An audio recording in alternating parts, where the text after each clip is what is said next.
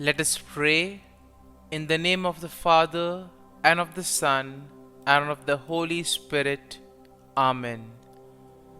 O Jesus, through the Immaculate Heart of Mary, I offer you my prayers, works, joys, and sufferings on this day for all the intentions of your Sacred Heart, in union with the holy sacrifice of the Mass throughout the world, in reparation for my sins, for the intentions of all my relatives and friends, and in particular for the intentions of the Holy Father. Amen.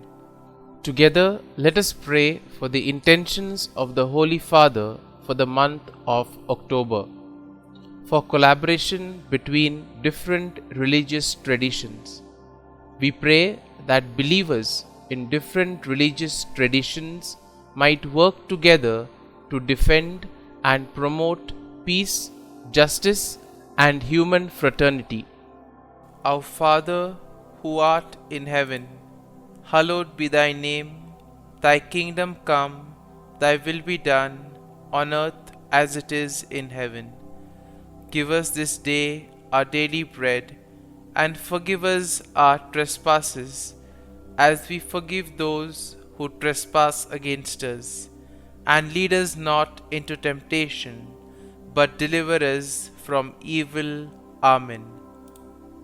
Hail Mary, full of grace, the Lord is with you. Blessed are you amongst women, and blessed is the fruit of thy womb, Jesus.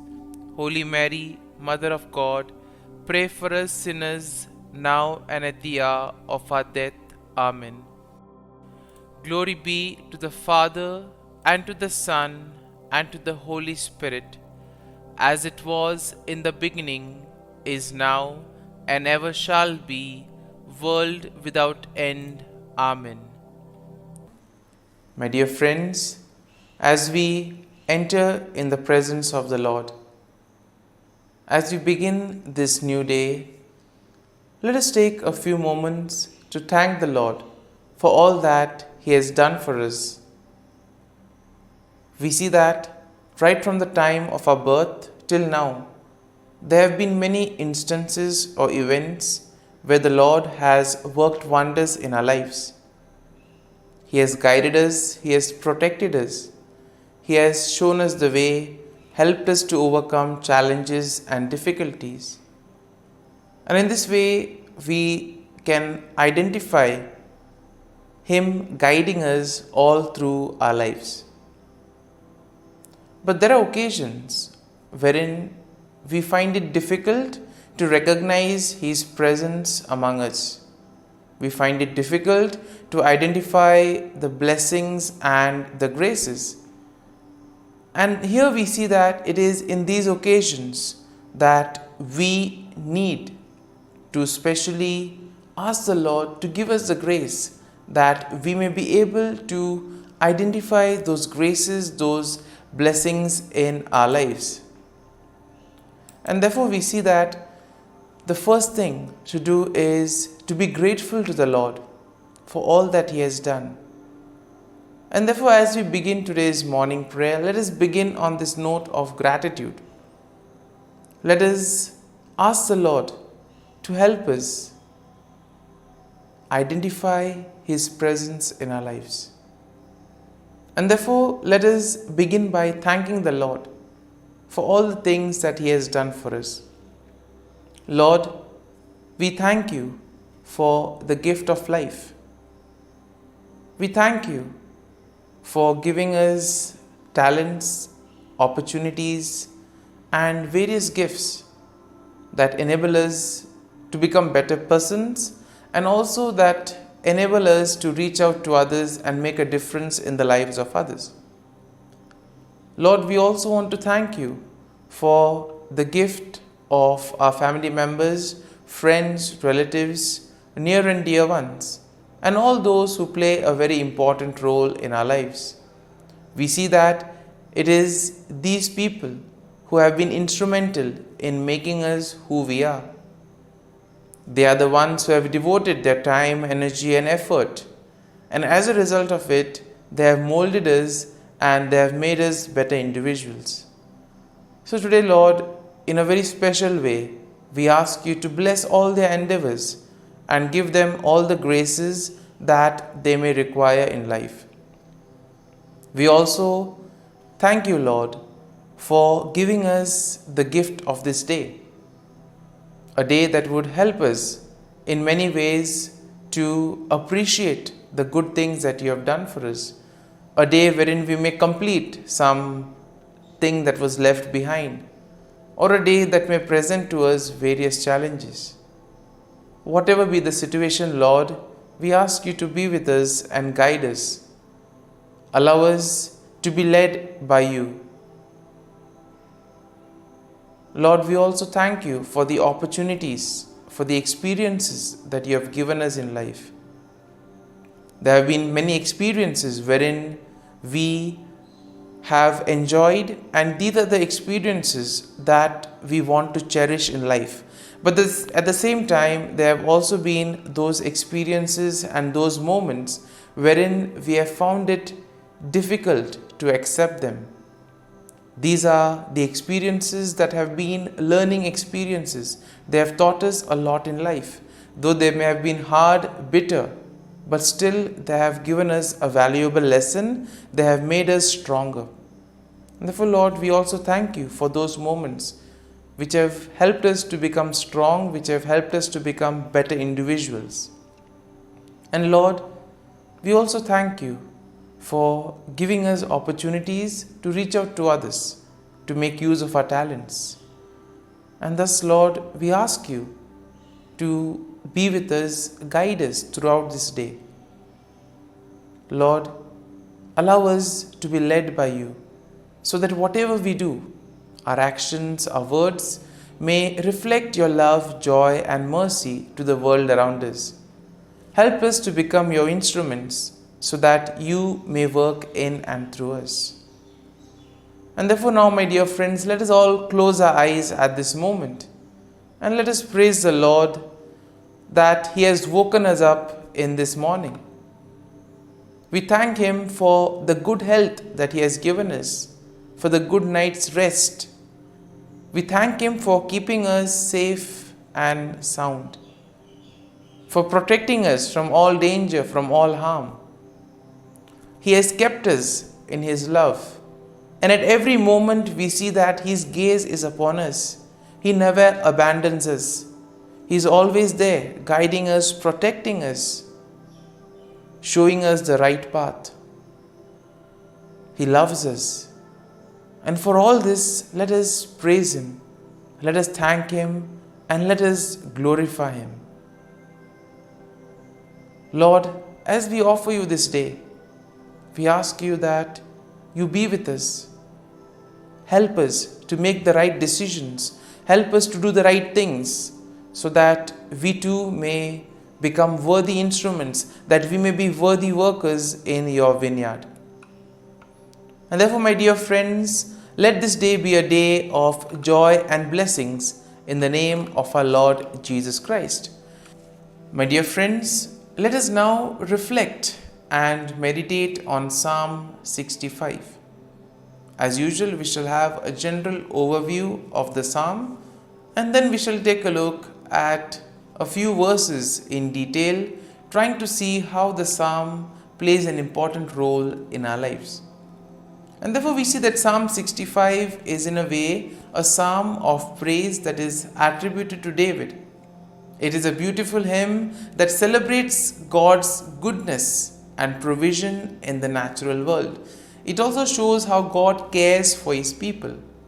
Now the psalm can be divided into three main sections. The first is an exaltation of God's character and praise for His acts, and that is something that we'll find in verses 1 to 4. Then in verses 5 to 8 we have the recognition of God's power and control over creation. And then in the final section, from verses 9 to 13, we have gratitude for God's provision and blessings and a declaration of the psalmist's response in worship.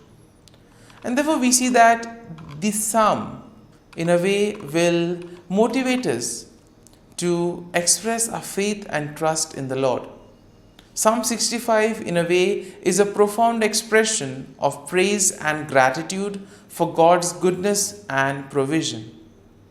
It celebrates God's character and acknowledges His control over creation.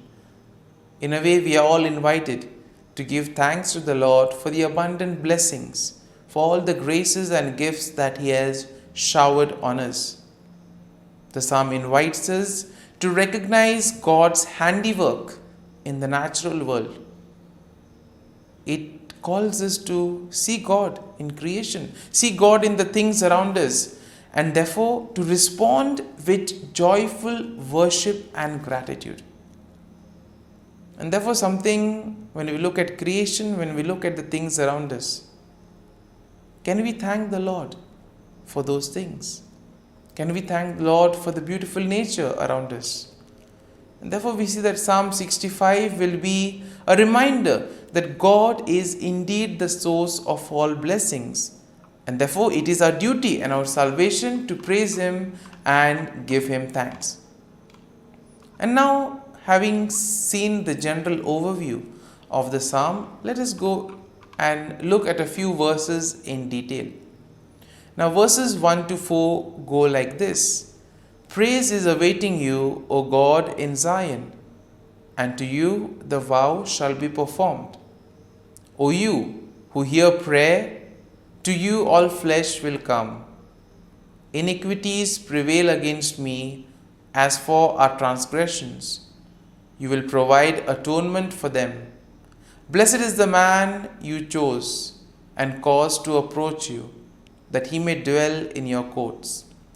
Now the psalm begins with a declaration of praise and recognition of God's presence in Zion. And in this way, the psalmist acknowledges that all flesh will come before God with all their prayers. That means all individuals, all people will go to the Lord with their prayers, and the Lord will welcome them. He will willingly listen to all that they have to tell Him. And therefore this is a good reminder for us that when we find ourselves in difficult moments, we can approach the Lord, we can speak to Him, and He will be there to listen to all our prayers, to all our feelings, all our sentiments. And here we see that there is also an acknowledgement in this first part of the psalm of personal sins and the assurance of God's atonement. The Lord will forgive us. He will cleanse us of all our sins. And therefore we see that the psalmist here declares the blessedness of those chosen by God, who are allowed to dwell in His presence, and those who are allowed to experience His satisfaction and goodness. And thus we move to verses 5 and 8, which go like this. By awesome deeds in righteousness you will answer us, O God of our salvation. You who are the confidence of all the ends of the earth and of the far off seas, who established the mountains by His strength, being clothed with power, who stills the noise of the seas, the noise of their waves, and the tumult of the people. In this section, we see that the psalmist praises God for His power and control over creation. The psalmist recognizes that God is indeed the source of salvation, and therefore all of us need to place our confidence in the Lord. Place our faith and trust in Him that He will guide us, He will protect us. And therefore the psalmist is very happy. He marvels at the ability of God to establish mountain, to still the raging waters, and to cause many things in creation. He is also amazed that the Lord is able to calm down various tumults among the nations.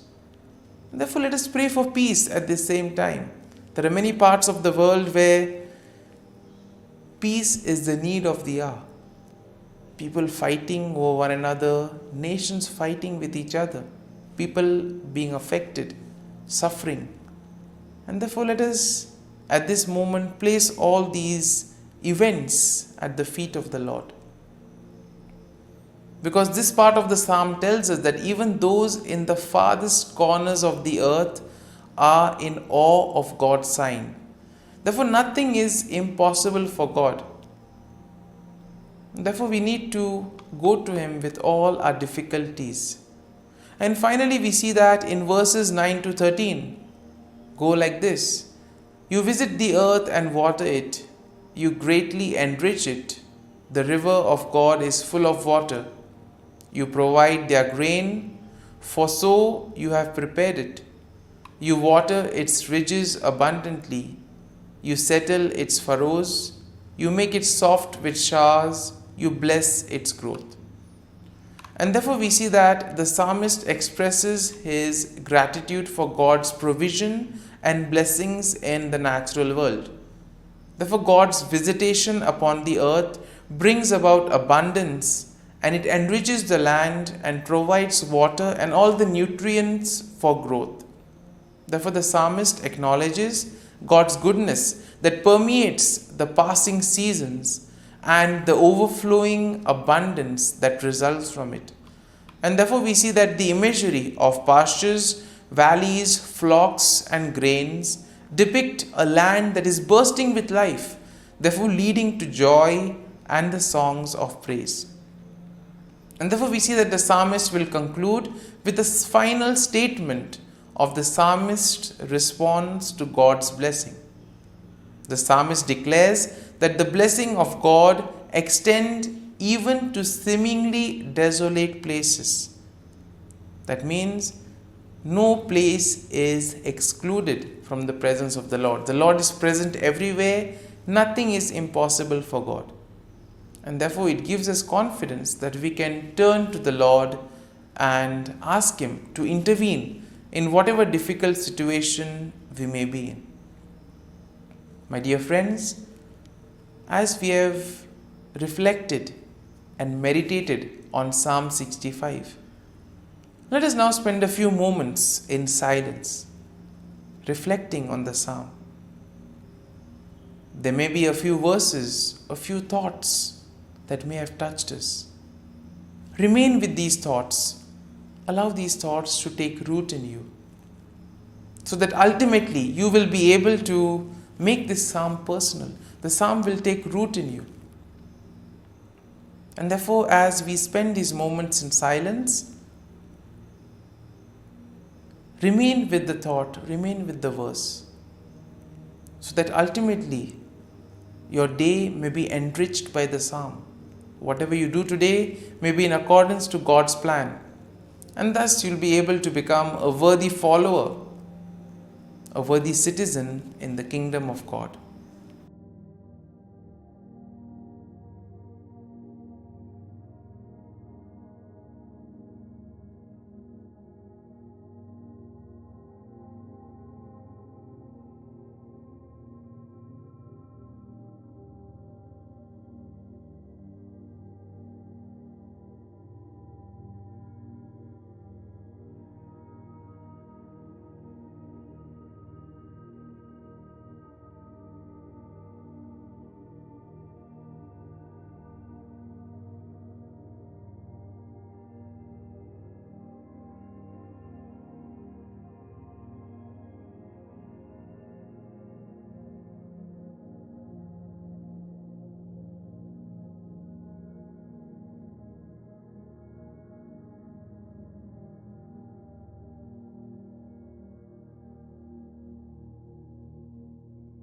Prayer to Saint Michael the Archangel for protection.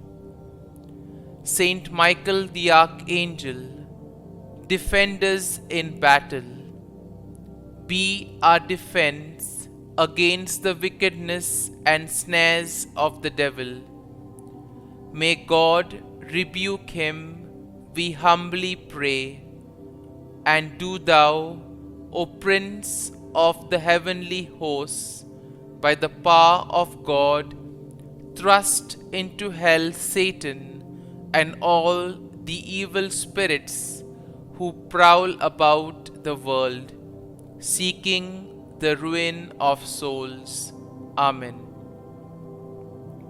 Act of Adoration. O Sacrament most holy, O Sacrament divine, all praise and all thanksgiving be every moment thine. Saint Gertrude Prayer for souls in purgatory. Eternal Father, I offer Thee the most precious blood of Thy divine Son, Jesus, in union with the masses said throughout the world today, for all the holy souls in purgatory, for sinners everywhere, for sinners in the universal church, those in my own home and within my family. Amen. May the divine assistance remain always with us, and may the souls of the faithful departed through the mercy of God rest in peace. Amen. Glory be to the Father, and to the Son, and to the Holy Spirit, as it was in the beginning, is now, and ever shall be, world without end. Amen.